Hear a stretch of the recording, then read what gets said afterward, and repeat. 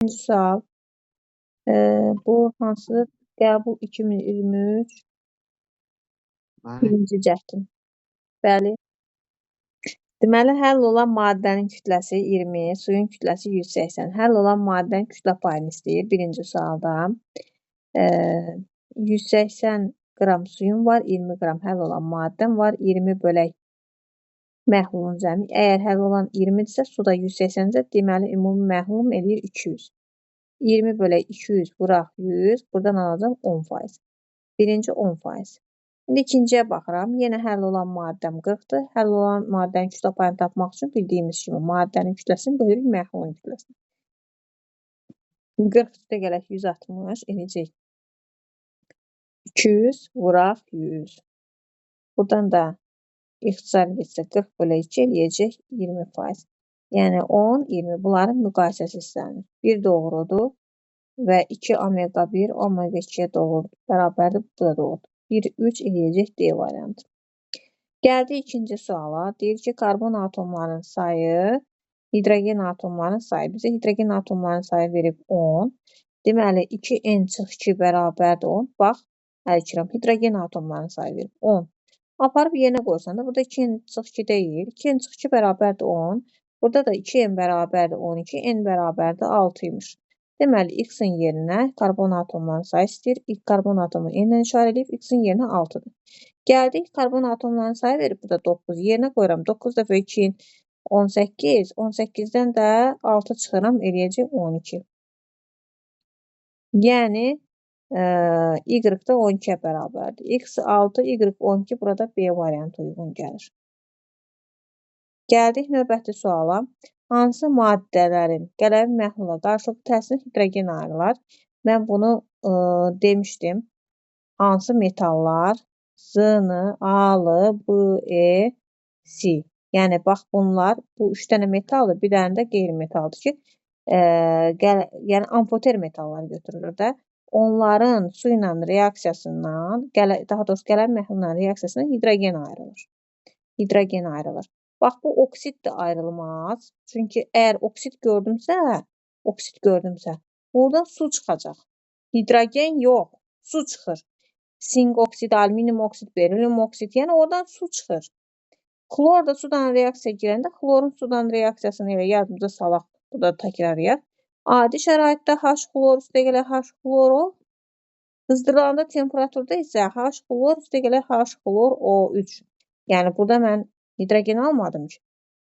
Bir də sink, amfoter metalları götürsən. Sink, alüminium, berilyum, bir də silizium. İndi gəldik növbəti sual. Deməli, burada da 3-də də cavab oldu 1-dən 4 B variantı. Kalium 2, xrom 2, O7 birləşməsində xromun oksidləşmə dərəcəsi. Bax, bunu ayrıca götürək. Oksigen mənfi 2-dir, vururam 7-yə mənfi 14. Kalium birinci qrup elementidir, müsbət 1, vururam 2-yə müsbət 2, xromu bilmirəm, X qoydum. Bunların da cəmi 0-a bərabərdir. Yəni, müsbət 2 üstə gələk 2X. Niyə 2X? Çünki burada 2 dənə xrom var. 2-ni vuracam X-ə 2X. Mənfi 2-ni 7-yə vurunda mənfi 14. Bərabərdir 0. Buradan da alıram 2X bərabərdir 12. X də bərabərdir müsbət 6. Cavab D variantı eləyəcək. Hansı birləşmələr doğru adlandırılmamışdır? Yəni, əsaslar verilir. Əsaslardan əgər dəyişkən valentlidirsə, metalın valentini də demək lazımdır. Bu olacaq dəmir 3 hidroksid, bu doğrudur. Bu mis 2 hidroksid, bu da doğrudur. Xrom 3 oksid yox. Xromun burada valentini neçədir? Valentlik mövzusundan keçdiyimiz kimi, əgər elementin valentini bilmirsə, dəyişkən valentlidirsə, valentini tapmaq üçün oksigenin valentini, yəni bildiyimiz elementin valentini vurursan indeksinə 2, vuraq 3, 6. 6-nı da bölürsən digər elementin indeksinə. 6 bölək 1 eləyəcək 6. Deməli, xrom burada 6 valentlidir, amma burada 3 valentli yazıb, bu isə səhvdir. Bizdən də soruşur səhv variantı, yalnız 3 C variantı olacaq. Sonra 6-cı suala baxıram. 1,4 qram 2 valentli metal oksidi su ilə reaksiya daxil olaraq 1,85 qram əsas əmələ gətirir. Yazıram 2 valentli metal oksidi, su ilə reaksiyasını yazıram. Yazdım, alınacaq XOH2. Yazdım mı? 1,4 qram ekvivalentli metal oksidi su ilə reaksiyaya girərək 1,85 qram əsas əmələ gətirir. Mən niyə XOH2 yazdım? Axı ekvivalentli metal oksidi deyir. Niyə XO yazdım? Çünki ekvivalentli deyil. Oksigen də 2, X də 2, indeks yazılmır. Bunların arasındakı fərq o bizə su verir. Suyu verir. Elə sudan işləyib birbaşa tapsaq da olar, belə təmləyib belə qursaq da olar. Yəni fərqi yoxdur. Belə yaza bilərsiniz ki, X üstə gələk 16 olanda, X üstə gələk 16 üstə gələk 1, 17, 17-ni 2-yə vuranda 34 alınırsa, 1,4-də nə qədər? Yəni buradan da tənasübdən tapa bilərsiniz və ya bunların arasındakı fərqdən tapa bilərik. 1,85-dən 1,4 çıxanda 0,45 qram edir. Yaza bilərsiniz ki, 1,4 olanda 0,45 qram su reaksiya girirsə, 18 qram su reaksiya girəndə nə qədər alınır? Buradan da vurub bölüb buradan tapsaq nə alacaq? Deməli, 18 vur 1,4, onu da bölərik 0,45-ə. Buradan alınacaq, deməli, 56 olur. XO bir yerdə 56 eləyir. Burada da oksigen kütləsi 16-dır. 56-dan da 16 çıxanda alacaq 40. Yəni, bu X elementin kütləsi 40-a bərabərdir. Burada cavab D variantı. Yəqin ki, aydın oldu. Hər iki üsuldan tapmaq olar. Mən məsləhət görürəm ki, fərqlə tapasınız. Bu boyda təmlik qoyub X-ların sayını çoxaltmaqdansa qısa eləmək lazımdır. Çünki bunların arasındakı fərq bizə suyu verir. Elə sudan işləsək daha rahat. 0,45 olanda 1,4 qram mis nə idi? XO reaksiya girər.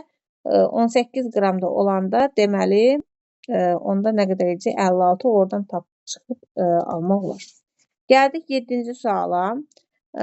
Hansı birləşmələrdən biri sadə, digəri mürəkkəb efirlər? Sadə efirlər iki tərəfdən radikaldan əhatə olunur. Dietil efiri, dimetil efiri və s. Mürəkkəb efirlərdə isə bax belə bir birləşmə hissə olur. Bu efir deməli etil metanoat və ya formiat turşusunun etil efiri və ya qarışqa turşusunun etil efiri. Bax belə deyə bilərik.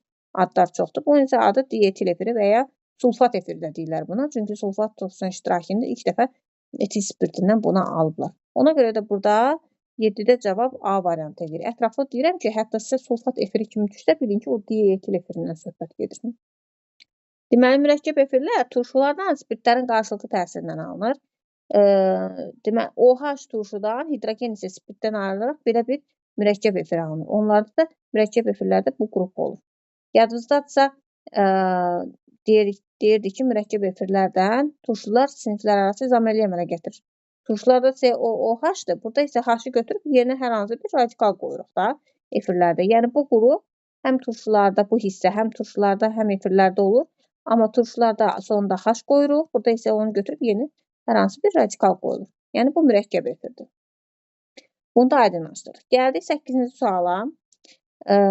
Reaksiya üçün doğru olmayan ifadələri müəyyən edin.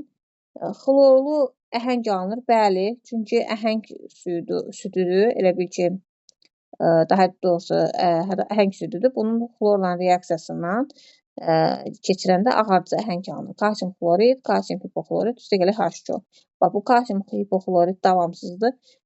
Hətta karbonat turşusuna da zəifdir. Onu sıxışdırıb çıxardır. Sonunda havadan karbon qazını zadı udur. Sonunda H-xloro alınır, hipoxlorid turşusu. O qədər davamsızdır ki, parçalar atomlar oksigen alır. Həmin bu xlor var, xlor deyib satırlar. Bu elə belə götürüb xloru satmırlar ki, xlor qazını. Onun suda məhluludur ki, H-xloro əmələ gəlir və burada atomlar oksigen ağardıcı təsirə malik olur. Xlorlu əhəng alınır, doğrudur. Molekul arası oksidaşma reduksiya reaksiyası da doğrudur. Yalnız xlorun oksidaşma nə istəyir? Doğru olmayan ifadə deyilir. Molekul arası yox, molekul arası yox, uşaqlar.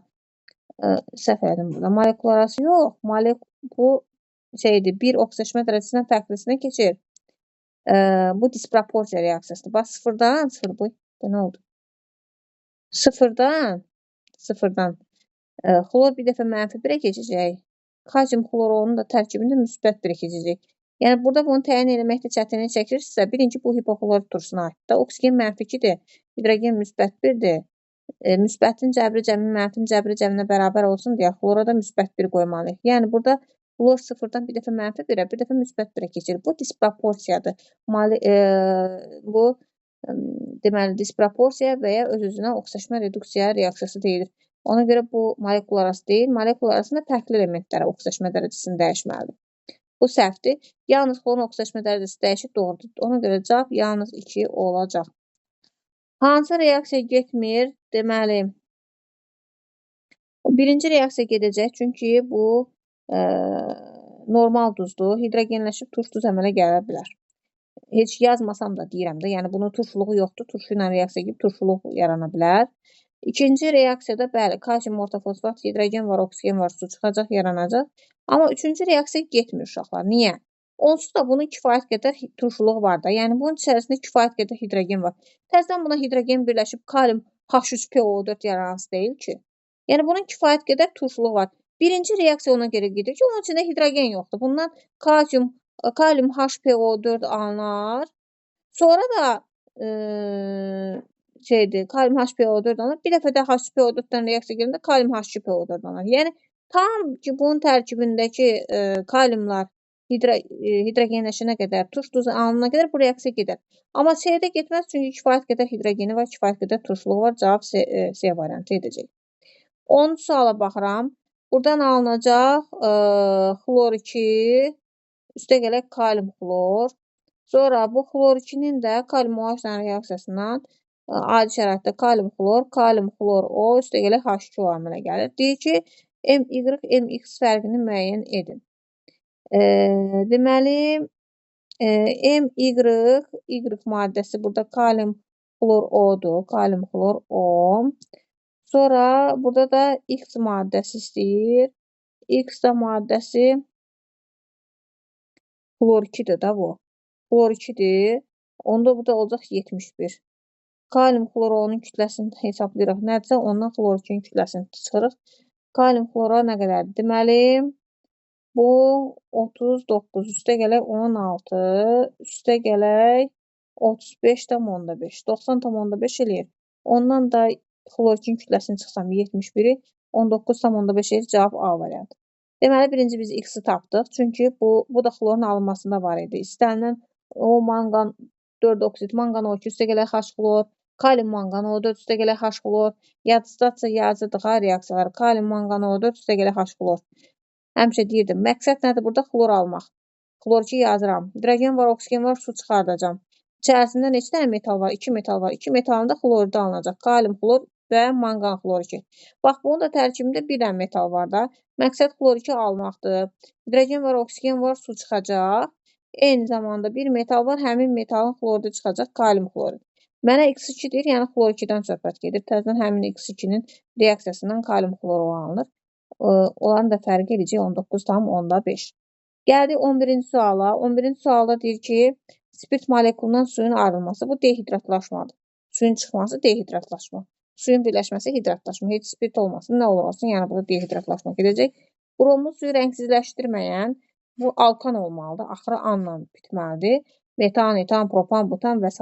buradadır. Var burada D variantı. Rəngsizləşdirməyən alkanlardır. Hansının tərkibində pi rabitə varsa rəngsizləşdirir, reaksiya gedir. Gəldik 13-cü suala. 13-də natrium nitrat, kalsium, deməli, natrium nitratdır. Yazıram natrium NO3, kalsium hidrokarbonat, kalsium HCO3-dən 2 dəfə və dəmir 3 nitrat NO3-dən 3 dəfə. Nitratın termiki parçalanması zamanı cəmi neçə müxtəlif mürəkkəb maddə alınır? Bax, birincini parçalayanda natrium nitrit, üstə gələk O2 alınır. İkincini parçalayanda kalsium karbonat, CO2 və H2O alınır. Üçüncünü parçalayanda ferum 2O3, NO2, üstə gələk O2 alınır. Yəni, mürəkkəb maddə deyir. Bu 1, 2, 3, 4, 5, 6. Yəni, gördüyümüz kimi burada 6 növdə, yəni 6 cür burada müxtəlif mürəkkəb maddə alındır. Yəni, reaksiyalar bilməyiniz. Vəssalam. Aktiv metalların nitratları parçalananda nitrit, üstə gələk oksigen, orta aktivdə oksid. Məsəl üçün, bu orta aktivdir. oksid NO2 O2. Passivdə isə məsəl üçün götürsək argentin nitrat. Metal NO2 O2, yəni argentin NO2 O2. Bir dənə litium özünü orta aktiv kimi aparırdı. Mis də passiv olmağına baxmayaraq orta aktiv kimi. Yəni mis 2 nitratı parçalayanda mis 2 oksid NO2 O2 ayrılır. Yazıda salmaq üçün deyirəm. Hidrokarbonatlar da təbii ki, parçalanır. Bütün hidrokarbonatlara aiddir. Karbonat, karbon qazı, su əmələ gələcək. Gəldik. Bərabər, həcmləri bərabər olan məhlullarda eyni kütlədə qarışqa turşusu və asetat turşusu var. Bu məhlullarda qarışqa turşusu və asetat turşusunun molyar qatılıqlarını müqayisə edin. Yəni bunların həcmləri eynidir və eyni kütlədə götürülüb molyar qatılıqlarını müqayisə etməliyik. Biz bilirik ki, C bərabərdir. Nü bölək nü bölək V ifadəsindən müəyyən edilir. Nü də maddə miqdarıdır. Balaca M bölək böyük M-lə ifadə olunur. Əgər bunlar eyni kütlədə götürülübsə V-lər bərabərdir, həcmlər bərabərdir. Biz sadəcə molyar kütlələrini müqayisə edirik. Molyar kütlə ilə də qatılıq gördüyümüz kimi tərs mütənasibdir. Yəni C1 bölək C2 bərabərdir M2 bölək M1. Bunların qatılıqlarını müqayisə etsək, yəni qatılıqlarını yerinə yazsaq görərik ki, hansının asetat turşusunun kütləsi qarışqa turşusundan çoxdur. Yəni burada asetat turşusunun qatılığı yerinə yazaq. CH3COH bu 60-dır səhv bilmirəmsə. Bu da edəcək 44, 45, 46. Bu da 46 eləyir. 46. Sonra 46 burada da görürük ki C1 bərabərdir 60 C2 bölək 46. Yəni C1 böyükdür C2 ifadəsi görünür. C1 böyükdür C2. Burada çünki tam ədəddən belə 0,2 ya da 0,1 də müqayisəsi yoxdur. Ona görə də cavab B variantı. Çünki 60-46 böləndə belə tam ədəd alınmır. İxtisar edəndə 23 olur. Avtomatik bunlar görünür. Ona görə də bir dənə bunu görürük ki, C1 C2-dən böyükdür. Yerinə yazanda. Ona görə də B variantı uyğun gəlir. Yəni düsturu yerinə yazırsa C bərabərdir nü bölək M, V daha doğrusu nünün də yerinə kütlədir deyə balaca M bölək böyük M. Yəni düsturdan düstur çıxardıq. Yerinə qoyduq. Gördük ki, qatlıqdan nisbi molekul kütləsi tərs mütənasib asılıqdadır. İndi gəldik 15-ci suala. Deyir ki, neytrallaşma reaksiyasını göstərin. Neytrallaşma reaksiyası turşu əsası arasında gedən reaksiyadır. Ona görə də cavab 15-də 3-4 eləyəcək. Turşu əsas. Turşu əsas. Yəni daha doğrusu bu əsas, bu turşu. Turşu əsas arasında gedən reaksiya. Hidrogen birində olmalıdır. OH birində ki, bir-birini neytrallaşdırsın. Ona görə cavab A variantı. Gəldik 16-cı suala. Element X allotrofik şəkil dəyişməsi var. Təbiətdə yayılması yalnız birləşmələr şəklindədir. Biz yadımıza salaq. Hansı elementlər allotrofik şəkil dəyişməyi yaradırdı? Jobsiz. Deyir ki, hansılar deməli təbiətdə yalnız birləşmələr şəklində də allotrofik şəkil dəyişməsi var. Buradan Jones'a daxil olan elementlər. Jones bilirik ki, təbiətdə həm sərbəst, həm birləşmə şəklində yayılıb. Karbon, oksigen, kükürt getdi. Fosfordan silisium qalır. Burada da bir dənə bizdə fosfor var, silisium yoxdur. Cavab fosfordur. 17-ci sual tərkibində kütləcə 36% qızıl olan arium və misdən ibarət 10 qram qarışığın üzərinə artıq miqdarda qatı sulfat turşusu əlavə edilib qızdırılmışdır. Əmələ gələn qazın həcmini müəyyən edin. 36% qızıl varsa, deməli burada 64% də mis eləyəcək. Onun 64%-ni tapanda 64 vuraq 10 bölək 100 eləyir 6,4. Qatı sulfat turşusunun reaksiyasını yazıram. Mis üstə gələk H2SO4 qatı alınacaq mis 2 sulfat, üstə gələk SO2, üstə gələk H2O. Deməli, qatı sulfat turşusundan bunun reaksiyasını yazdıq. Bizdə birinci növbədə əmsallaşdırmaq lazımdır. Burada nə qoyaq? Deməli, sağ-sol bərabər eləməliyik. Ona görə də kükürddən sağda 2 mol. Deməli, necə olacaq? Mis sıfırdan keçəcək müsbət 2-yə aparıb qoysaq yerinə.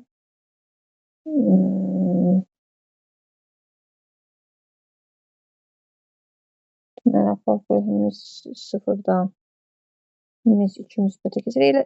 Ehtiyac yoxdur, heç bunu eləməsək də. Görə 2 ilə alınırmı? Çünki sağ tərəfdə 2 dənə kükürt var.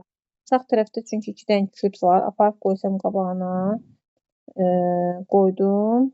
İndi 2 dəfə 2-ni 4 var. 2 qoysam sizə kifayətdir. Ehtiyac yoxdur heç. Heç oxşaşma reduksiyaya ehtiyac yoxdur. Yəni burada 2 mol sulfat turşusu olanda sağ-sol bərabərləşir. Nəysə.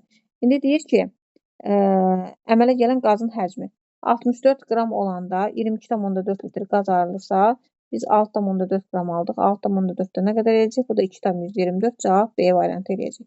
Deməli, bunun 36% qızıldırsa, qızıl da bilirik ki, ancaq çıxar arağında deyirlər və ya kral suyu deyirlər, onda həll olur. Nitratla kloridin qarışığıdır. Amma sulfatda ancaq mis qatı sulfat turşusuna reaksiya gedə bilər. Reaksiyanı yazırıq. Onun 64%-ni tapanda ona əsasən hesablamamızı aparırıq. Buranı da bildik. İndi gəldik 18-ci suala.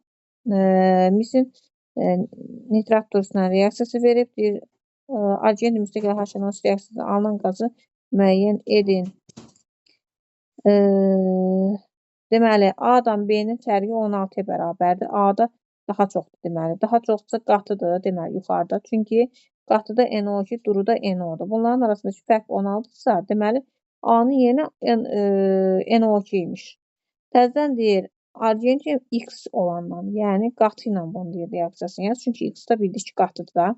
Argentiumda qatı nitrat turşusuna reaksiyada argentium nitrat, NO2 və H2O alınır. Ona görə də 18-də cavab Y variantı olacaq. Deməli, bu fərqə əsasən biz oksidi müəyyənləşdirdik. Nitratı yadınıza salaq. Nitrat aktiv metallardan olanda qatıda N2O, orta aktiv metalların durusunda NO, qatısında durusunda N2O, qatısında NO. Pasiv metallarda isə durusunda NO, qatısında NO2. Yəni bu qaydanı yadınıza salın, sonra getməz. Görürsünüz, azotdan, nitratdan düşür. Yəni bu mütləq hara gedirsiniz, nitrat var. Yəni nitrat turşusundan reaksiya qəbuldur. Ha, nitrat turşusundan gör reaksiya düşüb, nitrat var. Gör azotdan nə qədər düşüb ay uşaqlar. Görün azotdan nə qədər düşüb. Ona görə mütləq ona fikir verin. Çox zaman qeyri-üzvüyə fikir vermirlər. Görün nə qədər düşüb qeyri-üzvüdən. İndi gəlin, normal halda X atomunun P elektronlarının ümumi sayı 11-dir. P elektronların ümumi sayı. Yəni bu 1s2, 2s2, 2p6 olubdur. P-də 11-dirsə, təzədən 3s2 olub və 3p5 olub. Niyə? Çünki P elektronların cəmi 11-dir. 11 elədik də. Deyir ki, X-in protonların sayını müəyyən edin. Bu 10, bu da 7, elə də 17. Yəni 11 dənə protonu özünüz tapmalısınız ki, necə eləyim 11 olsun. 2p6 dolub, sonra gərək 3p5 olsun ki, bunların cəmi 11 olsun. Ona əsasən müəyyən edirsiniz. Burada da cavab A variantı. Gəldik 20-ci suala. Hansı dönən reaksiya verilmiş qrafikə uyğundur? Deməli, uşaqlar 1 mol T var. 1 mol T var. 4 mol da Z. Bu indi hal-hazırda topulda var bu sual. 1 mol T, 4 mol Z alınıb. Başlanğıcda isə 8 çıx 1. Yəni bir dənə X xərclənib, 8 çıx 6, 2 dənə də Y xərclənib. Deməli, 20-ci sualda elə A variantı uyğun gəlir də. Bir dənə X, 2 dənə Y xərclənib, 4Z, bir dənə də T alınıb. Qrafik əsasında sadəcə xərclənənləri tapıb qoyursunuz yerinə. 44,8 litr karbon monoksidin hidrogenlə tam reaksiyasından 80% çıxımla neçə qram metanol almaq olar? CO üstəgələ H2. Bu hidrogen dərsində də var, spiritlərdə də var. CH3OH alınır, buraya 2 qoyuram. 44,8 litrdən 80% çıxımla. Yəni 44,8-in 80% reaksiyaya girməlidir. 44,8 də 2 moldur. 2-nin 80%, deməli, bu eləyəcək 1,6. Yəni 1,6 moldan neçə qram metanol alınır? Metanolun da kütləsi 32-dir. 1 moldan 32 qram alınırsa, 1,6-dan nə qədər edir? 1,6-nı da 32-yə vuranda 51,2 eləyəcək. Deməli, burada da cavab C variantı eləyir. Yəni, çıxımı əvvəldə nəzərə alın. O deməkdir ki, bunun 80% reaksiya girir. Hamısı yox. 21-də də cavab C variantı. Gəldik 22-ci. Karbon monoksid üçün hansı ifadələr doğrudur? Müəyyən şəraitdə natrium OH ilə duz əmələ gətirir. Doğrudur. Burada CO əslində biz buna duz əmələ gətirməyən desək də bir istisnası var. Bir dənə natrium OH ilə reaksiya girib, qarışqa turşusunun natrium duzunu əmələ gətirir. Bu doğru. O2 ilə reaksiya daxil olmur. Niyə olmasın ki? Olur. CO reaksiya girəcək, CO2 əmələ gələcək. Aşağı oksidaşma dərəcələri oksidlər oksidləşib yuxarı oksidaşma dərəcəsi alına bilər. Məsələn, SO2 üzərinə oksigen gəlir, SO3 ala bilərəm. CO üzərinə oksigen gəlib, CO2 ala bilərəm. Aşağı oksidaşma dərəcəsindən burada müsbət 4-dür, keçəcək müsbət 6-ya oksidaşa bilər. Ona görə bu ifadə səhvdir. Molekulunda 3 qat rabitə var. Bu doğrudur. Donor-akseptor rabitəsindəndir bunun biri. Deməli, ikisi mübadilədir, biri donor-akseptor. Deməli, 3 qat rabitə var. Bu doğrudur. Onda 22-də avtomatik cavab 1, 3. Hə, etil spirtin hidratlaşmasından alınır səhvdir. Orada hidratlaşmasından alına bilməz. Zəhərli qazdır, bu doğrudur. Bəli, dəm qazından zəhərlənirlər də. Zəhərli qazdır 1, 3, 5. CO və O2 qarışığının kütləsi 72 qramdır. Bu qarışıqda metan və oksigen molekullarının sayının bərabər olduğunu bilərək oksigen kütləsini tapın. Bunların sayı bərabərdirsə, hər birinə mol miqdarını bilmirəm, hər birinə x qoyuram. Əsas su gedir, sayları bərabərdir. Bu 16-dır, vururam x-ə 16x, bu 32-dir, vururam x-ə 32x, bərabərdir 72. 48x bərabərdir 72, x də bərabərdir, deməli, nə eləyəcək? 72-dir, 72-ni bölürəm 48-ə, alacam 1,5. Deməli, 1,5 mol eləyir bu hər birinin mol miqdarı. Deyir ki, oksigenin kütləsini tapın. Yəni, 1,5-i vurursan, oksigen deyəndə bir dənə atomla yox, ha. Bu molekul şəklində daxil. Görürsünüz, molekul şəklindədir. Yəni, bunu vursan 32-yə. 1,5-də 32-yə vuranda eləyəcək 48. Burada da cavab 48-ə bərabər olacaq. Gəldi 24-cü suala. Suda məhlulu 0,5 litrdir. Məhlulun qatılığı 1-dir. Dissosiasiya dərəcəsi 20-dir. Deyir, A-nı müəyyən edin. Yəni, bu birinci mol miqdarını tapmalıyıq. S bərabərdir. Nü bölək V ifadəsindən taparıq. Bunun qatılığı 1-dirsə, bu qatılığın yerinə 1 qoyacam. Həcmi bunun 0,5-dirsə, mol miqdarı avtomatik olacaq 0,5 mol. Yəni, buradan gördük, nü bərabərdir SV ifadəsindən. Amma bunda 20%, yəni 0,5-in 20% parçalanır. O demək ki, 0,5 vuraq 0,2, bu eləyəcək 0,1 mol parçalanır. 1 molundan parçalanda 2 mol brom əmələ gəlirsə, deməli, biz tapdıq, S bərabərdir. Burada nə olacaq? Yenə də izah edirəm 24-cü sualda.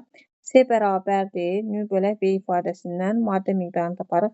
Qatılıq verib 0,5, daha doğrusu qatılıq 1 verilib, məhlulun həcmi də 0,5 qoysam yerinə 0,5 mol eləyir.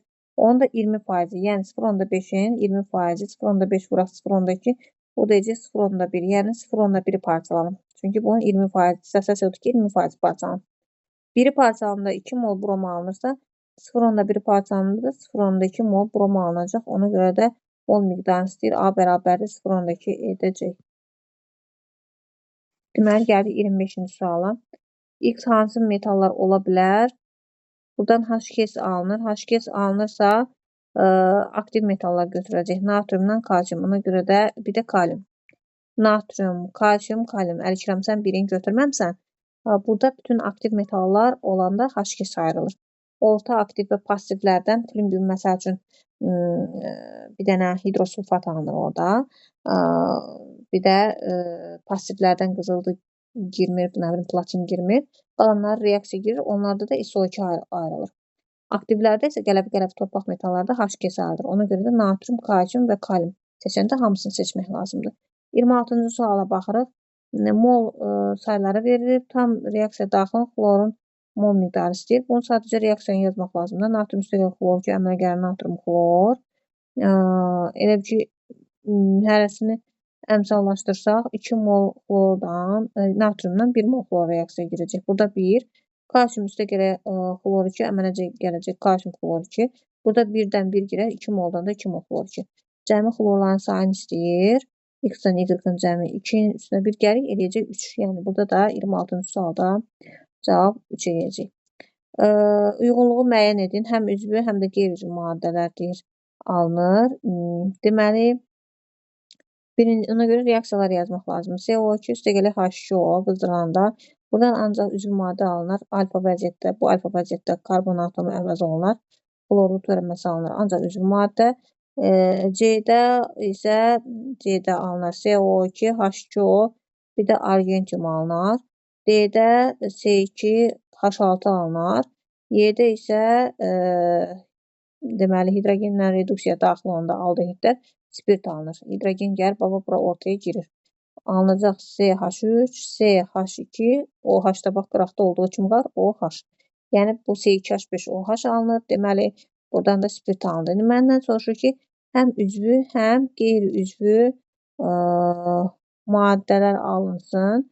Buradan ikincidə bunu yazdım, bəs H-onu yazmadım. Bax, burada hidrogen əvəz elədimi? Hidrogenin birini xlor əvəz elədi. Buradan çıxan hidrogenlə xlorun o bir reaksiya girir, H-klorda alınır. Bax, bunu yazmamışdım. Yəni, birincidə deyir ki, həm üzvü, həm qeyri-üzvü, bura B daxildir. B-də üzvü də var, qeyri-üzvü də var. İkincidə yazılıb ancaq üzvü maddələr. Ancaq üzvü maddələrdirsə, bura aiddir. Deməli, D-dən Y. D-də də üzvüdür, burada da üzvüdür. Bura D-dən Y. Ancaq qeyri-üzvü maddələr deyəndə A-dan S-ə. Burada da qeyri-üzvüdür, C-də də qeyri-üzvüdür. Burada A-S-yə aid olacaq. Yazıb sadəcə uyğunlaşdırmaq lazımdır. Gəldik 28-ci suala. Ətraflı reaksiyanın oksigenə görə sürəti belə verilibdir. 10 saniyə ərzində 2 litrlik qabda baş verən reaksiya zamanı neçə qram hidrogen yandığını müəyyən edin. Oksigenə görə sürət verib, V bərabərdir, nü bölək V, T ifadəsindən. V 0,2-dir, T bizə bəllidir 10, həcmdəki 2. Bu eləcək 2 vuraq ki 4, yəni mol miqdar 4-ə bərabər olacaq. Yəni nü bərabərdir 4 olacaq. Bu oksigenin moludur. 4-dür. Onda deyir, qabda baş verən reaksiya zamanı neçə qram hidrogenin yandığını müəyyən edin. 1 mol oksigen olanda 4 qram hidrogen yanırsa, 4 mol oksigen olanda 4 vuraq 4. Yəni burada 16 qram oksigen olacaq tapdığın, çünki oksigenin moludur. Ona görə də hesablamamızı aparırıq. İndi gəldik 29-cu suala. Kükürdün natrium OH-dan reaksiyası. S üstə gələk natrium OH alınacaq. Natrium 2S, üstə gələk natrium 2SO3, üstə gələk su. Yazın, bunu yazdıq. Sonra nə istəyir məndən? Bu reaksiyanı yazdıq, deyir əmsallaşdırın. Deməli, əmsallaşdırmaq üçün natrium, buradan sıfırdan keçəcək. Deməli, nəyə? S kükürt sıfırdan keçəcək bir dəfə mənfi 2-yə, bir dəfə natrium 2-yə soğuşdu. Müsbət 4-ə. Bura nə qoyarıq? Kükürt.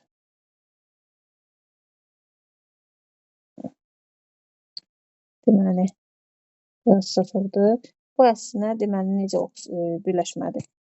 Deyək, bu disproporsiya reaksiyasıdır. Burada 2, bura natrium qabağına, burada səhv olmasa, bura 4 olmalıdır. Bura 6 reaksiyanı xatırlayıram. Yox, çox oldu. Çox oldu. Natrium OH 6. Kükürt 3, natrium OH 6. Bura natrium 2 isə bura 2. Bura da hidrogen sayına görə 3 qoyuruq. Bəli. Yəni bu aşağıda oksidaşbər reduksiya yazmaq da bunu təyin edə bilərik. Amma vaxtımız getməsin deyə elə dedim ki, əmsallaşdırmışsa deyim. Deməli, kükürt natrium OH-la qızdırıldıqda baş verən reaksiyanın təhlilini yazın, əmsallaşdırın, qrafikə əsasən M-i müəyyən edin. Deməli, 60-dan başlanğıcda bunları eyni götürmüşük. Tutaq 60-60 götürülüb də. 6 mol natrium OH 6 vuraq 40 eləyir. Bu eləcək 240 qram. Bu isə 3 vuraq 32, bu da 96 qram eləyir. Dedim, artıq qalanı müəyyən eləmək üçün məsələdə veriləni bölürsünüz özünün kütləsinə. Bu təqribi biz sadəcə məxrəcləri müqayisə eləməkdə. 60 bölək 96-ya baxam, 60 bölək 240-a baxam. Hansı böyükdürsə ondan artıq qalacaq, hansı kiçikdir, bu sərf olunacaq, ona görə işləyəcəyik.